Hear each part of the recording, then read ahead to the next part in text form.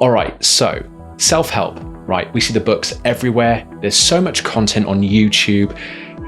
Lots of people say it can ruin our lives. We should stop reading the books. But what if we can make it work for us? In this episode, this is what I'm going to explore. If that's something that you're interested in, stay tuned.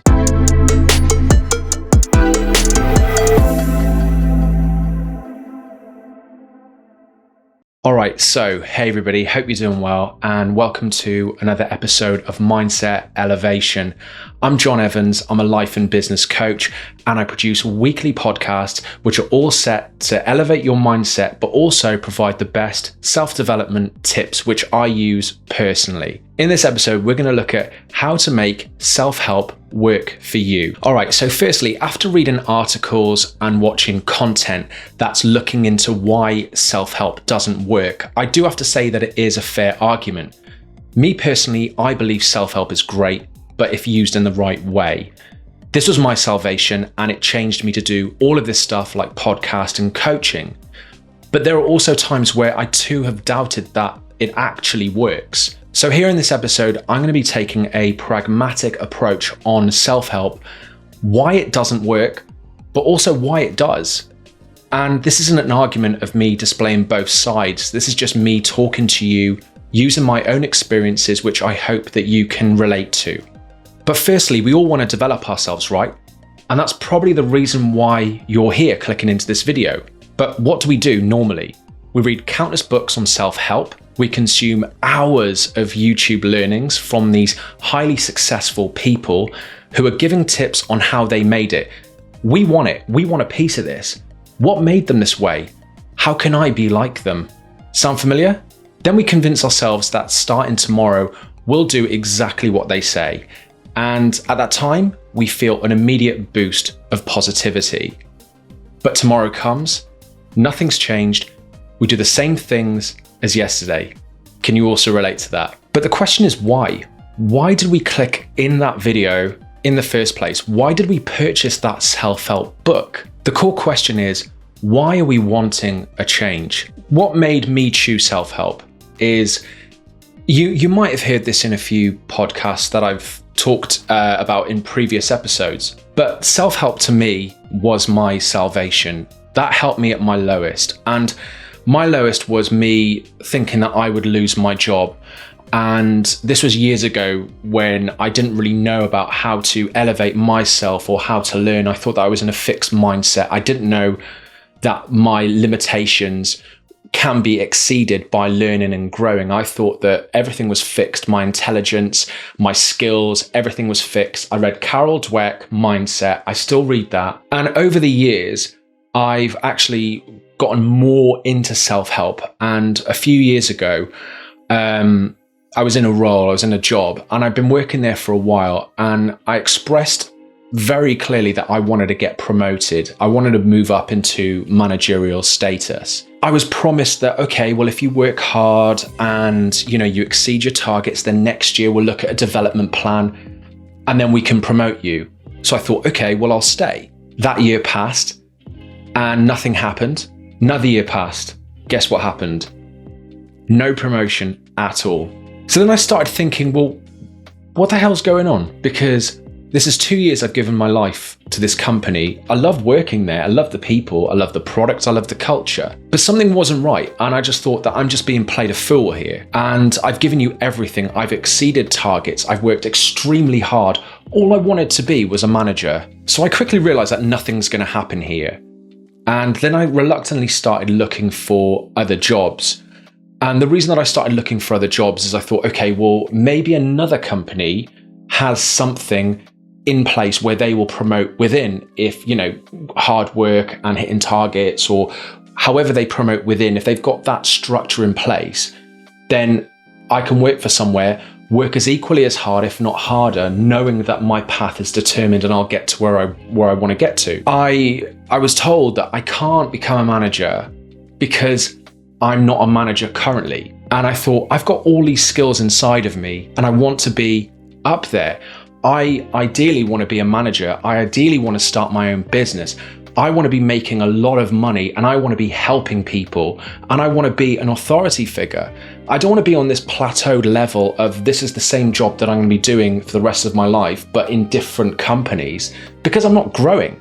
We all want to grow. I want to grow.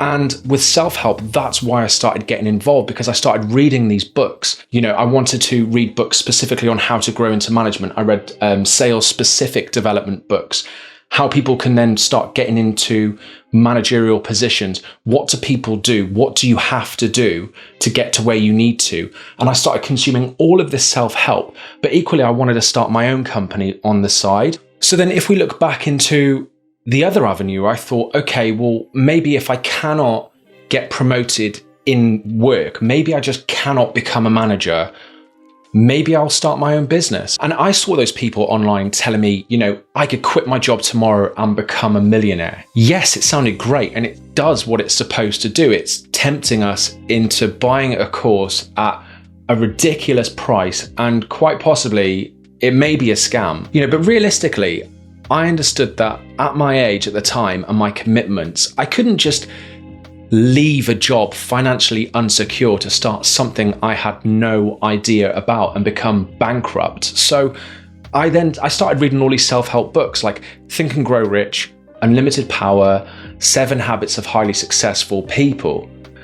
And yes, they were great, and they gave me that boost and the insights that I'd not heard of before. I felt that I could, and I felt that I was capable after consuming this content. These are classic books, and I learned a lot from them, but I needed something really tailored and specific for my situation. And that's why coaching and becoming a professional accredited coach by a governing body was the key for me. And that really helped me change and make an impact. My change happened when I started a podcast and became a coach off the back of it. I wanted to do it properly, not by some person telling me via an ad on Facebook that I could be a coach for £7. Coaching gave me perspective on my life, and it gave me the opportunity to have mentorship to my specific goals. It wasn't me locked up in my room trying to find an answer. I was using coaching and this coaching course to not only become certified myself, but also working with other coaches to find myself. And I'm going to make an episode into why I got into coaching in another episode, and why choosing the right coach can really transform your life. However, by reading self-help books did give me that inspiration to go out and make something of myself. I had to take action myself, but it works in helping me get out my rut and start doing something about it. If I didn't start with self-help books, I probably wouldn't be sitting here right now chatting to you and knowing where my life will end up. So what's the problem with self-help? See, I read a lot of articles stating why it doesn't work. And the truth is, you could read and watch inspiring content to make you feel better, but without you doing something about it, nothing will ever change. And I found myself feeling crap when things weren't working, and I turned to self-help for my boost. It was like my coffee, and I was addicted. I was watching self-help conferences on my phone next to me all day whilst I was working. What new information can I take in? And the thing with self-help is that we see the same ideas regurgitated over and over. And I'm guilty of talking about these methods too in my podcast, but with my podcast, I talk about methods that have truly helped me, like affirmations, meditations. Yeah, we see that in so many self-help books, but with meditation, for example, I don't meditate every day, an hour in the middle of my day just to keep myself grounded. I use meditation to sleep, because if I don't meditate in the evenings, I will never ever switch off. I will always just keep thinking about ideas, or I'll just be browsing, different content or getting ideas for the podcast. I just won't switch off. So I use meditation to actually have a solid night's sleep, and it shuts me off. And then affirmations, we see all these videos online saying, affirmations don't work.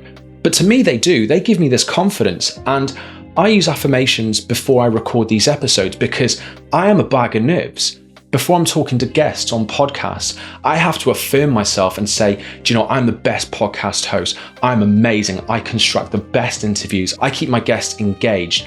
I am an awesome host. I have the best show. It may sound bullshit to you if you've heard some of these episodes and you think, yeah, John, they're pretty crap.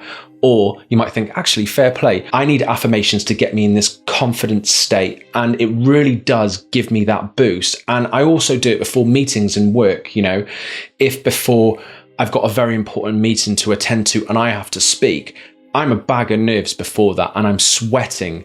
So then I have to go away and do some affirmations to get me in that right state of mind, but also give me that confidence and positivity. So yes, we do see, you know, these ideas regurgitated, meditation, affirmations. But for me, I think it's a case of taking it on board, listening to what's being said, but then also trying it, but trying to develop it in your routine to make these things work for you. Like, for instance, I know for a fact that meditations work for me in the evenings. I've tried meditating during the day, and to me, I just cannot switch off. Meditations in the evening with relaxing music, with Jason Stevenson, for example, who's got a great YouTube channel, that shuts me off. I know for a fact that meditation during the day hasn't had that impact on me, but in the evenings it does. Affirmations, I won't use that as part of my morning routine.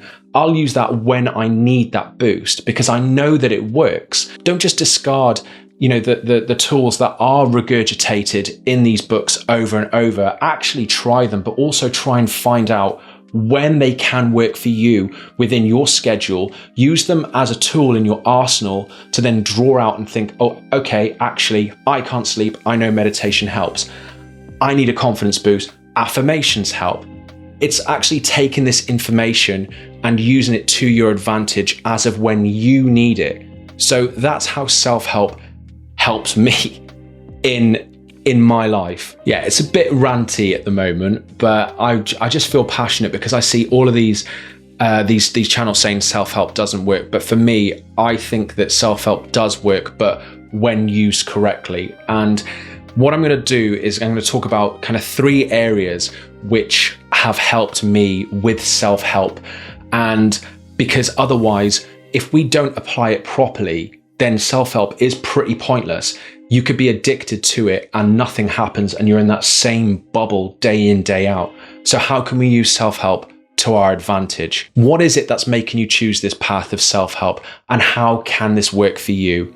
So number 1 is consuming. Firstly, find the area of your life that you need improving. What made you explore this in the first place? Do you actually know the area that needs changing? See, for me, earlier on, it was my career. Everything in my life was great, except that I wasn't progressing. And I didn't want to change everything else about my life, just the career part. So in coaching, we have what we call a life coaching wheel. And you may be familiar with this, but essentially it's a circle divided into 8 to 10 sections. And those 8 to 10 sections are categorized by areas of your life, like friends, relationships, health, money, career. And what you do is you rate each of those areas out of 10 so that you can see where the imbalance lies. So the idea of it is if you can increase the score, let's say lowest. So for instance, with me, with my career would probably be rating like 4 out of 10. I can talk about this further into another episode because I think it shouldn't be just skimmed over. It's something that I use really deeply when I consult with my coaching clients to really understand who they are, where their imbalance lies, and what we should be really focusing on. But the fact of the matter is that with imbalance, why are you seeking self-help? Is there an area that you need to improve on? Because not every single bit of content out there is relevant to you. But look for the areas in your life that need improving, but also look at content specifically tailored to that area that you're seeking change. So remember, you cannot change or improve yourself without knowing what to improve on. Number 2 is set the scenario. So once you find the area, reaffirm it. Do I really need to improve this? What would change if this area was elevated in my life? So imagine you've achieved this area that you're seeking change. What would change for you? What would be the small start to get you on your path? What have you done that can help you and guide you further? But also, who do you know that has achieved something similar? It's not getting the boost of confidence from books. It's actually a deep analysis on yourself to really find out why you seek this change. What can you do, and who do you know that has achieved something similar? See, if there is nothing wrong, then why change it? You can only change if something in your life is actually worth changing, because it means so much to you. We all think that with self-help, when we read it, we get that boost of motivation and we think, oh my God, everything's wrong with me. I need to change absolutely everything. Or worse, we get suckered into these deals online, buy my course for £1,000 and it will change your life. Come on, mate. We don't need to change everything about ourselves. The reason that we're choosing self-help is deep down we're unfulfilled. And I really want to talk about the life coaching wheel because I believe that that is something that can help.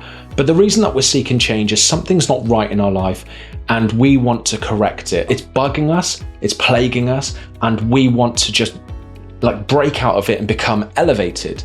So the trick is that everything, and you hear this all the time, it's so cliche, but everything that we do have is inside of us. All of our skills, all of our resources, we need to just call upon them.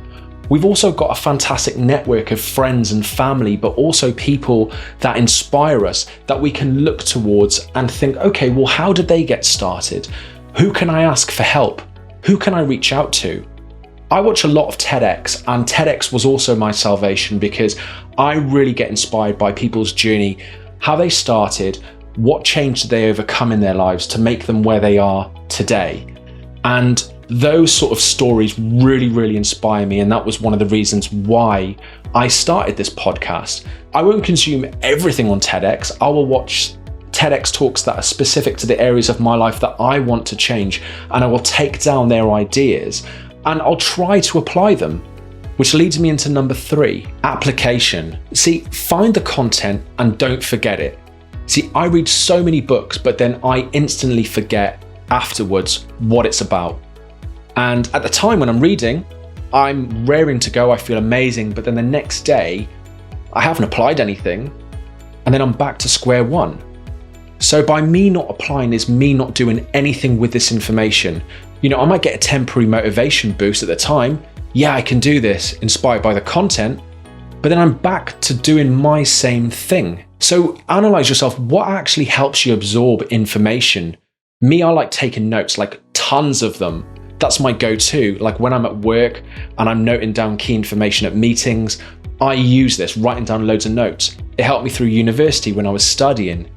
This technique I've always done. So if I'm trying to improve myself, then why shouldn't I use that same technique? I know that this works for me. There's no point changing the wheel if it already works. Actually do something with this knowledge. If it means so much to you when you're consuming it at the time, then make note of it and apply, but also go over it daily because it's obviously had a profound impact on you for you to feel positive and feel like you're motivated and raring to go. Then take note of that, make a mental action, put it down on paper, get it into your eyesight, keep it in sight, in mind, so that you can easily refer back to it. Because the chances are, if you've written it down and it means so much to you, then you can revisit that tomorrow and it will have equally the same effect.